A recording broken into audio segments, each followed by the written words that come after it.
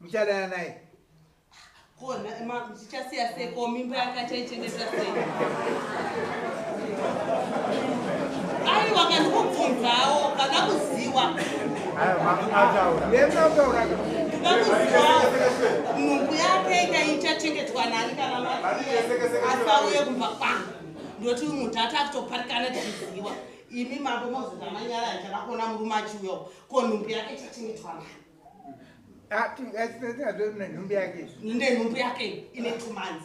Saka vana venyu vanenge vachiitana sei? Ndakutobvunzawo kwamuri mambo. Aiwa vachaitwawo sei andisana kuzivawo kuti zvichafamba sei ndikutokumbirawo kuziva murewa zvinhu zvavatorari kumba kwangu manzi avaroora nevanhu tuwa musavarambanise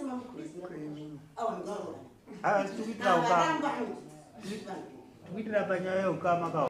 For these and more stories, tune in to Zim News Bit TV with Robert Tafumani.